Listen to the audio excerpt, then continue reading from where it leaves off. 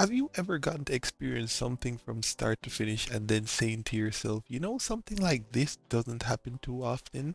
And that's exactly how I felt reading Samurai 8.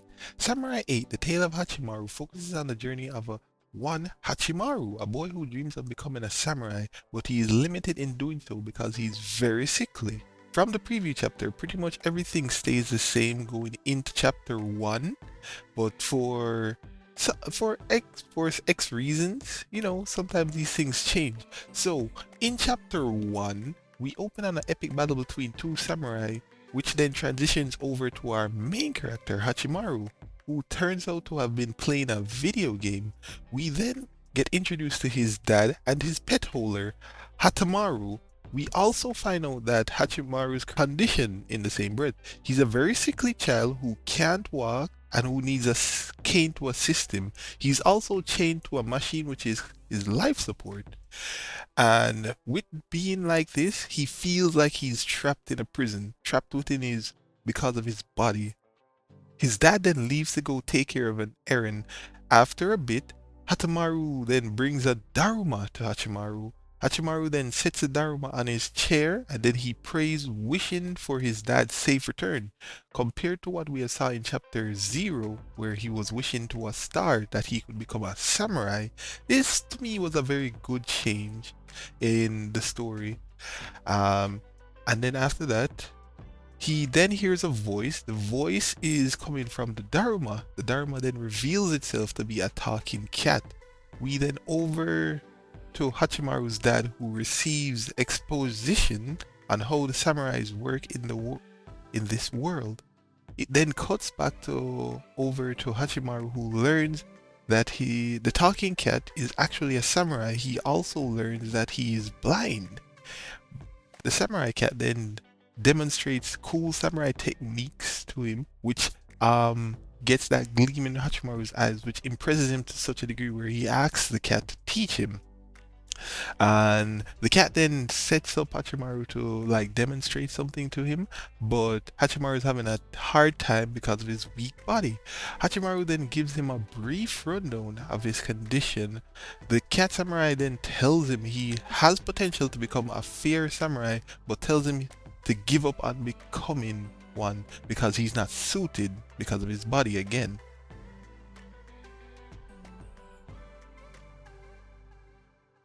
Hachimaru then states his resolve that he's prepared to die just to become a samurai.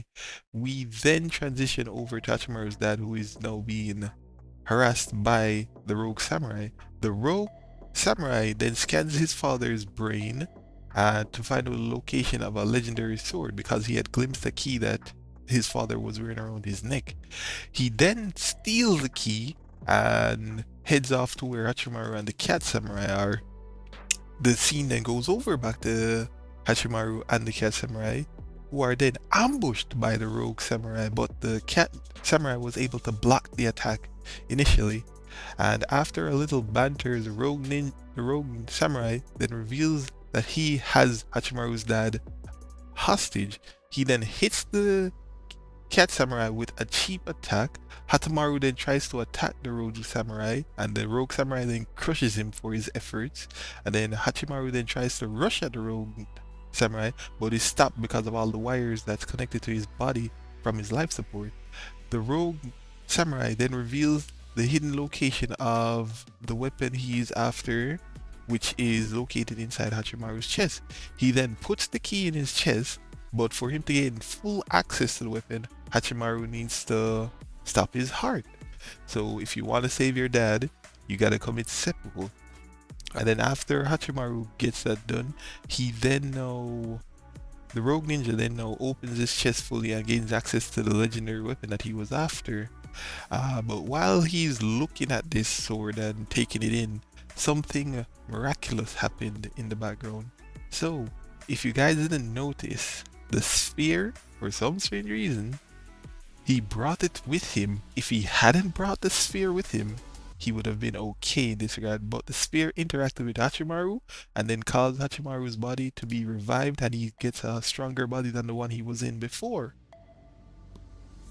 And he then He then, with some assistance by the cat samurai, goes over to Hatamaru and revives Hatamaru to become his full-on pet holder. Uh, he then clashes with the rogue samurai and he wins the clashes. He also then heads off to go rescue his dad from the rogue samurai's friends, and from here he then now sets off with the cat samurai to become a true samurai. So pretty much that's the long and short of the opening to Samurai 8. Uh, so he then continues on his journey straight to having a lot of amazing adventures throughout, and we then come to the sad realization, the sad truth of the matter was that it got cancelled. And I could just draw this out for you for real long, but let me just keep it simple with you. What happened with Samurai 8 was that it got cancelled mainly because it wasn't getting a lot of readers, monthly readers. It literally was tanking sales and not benefiting anybody over there at Shonen Jump pretty much, and that in turn affected the author Kishimoto, who we all know created Naruto, Boruto, and yeah, he felt very bad about the whole situation, and you can't blame him really, but I can't blame him as well. So here's to you, Samurai 8, for coming into the landscape and making a splash while you were here, but not one big enough where you could have sustained your life. I, in this sense, wish that things like this weren't a thing, but they are a thing in this lifetime. So yeah, uh, thank you for being here. Thank you, Kishimoto, for giving us this series, and I look forward to seeing whatever you make in the future. I've been Phantom. You've been my lovely audience. I'm gonna catch y'all in the next one. Boy.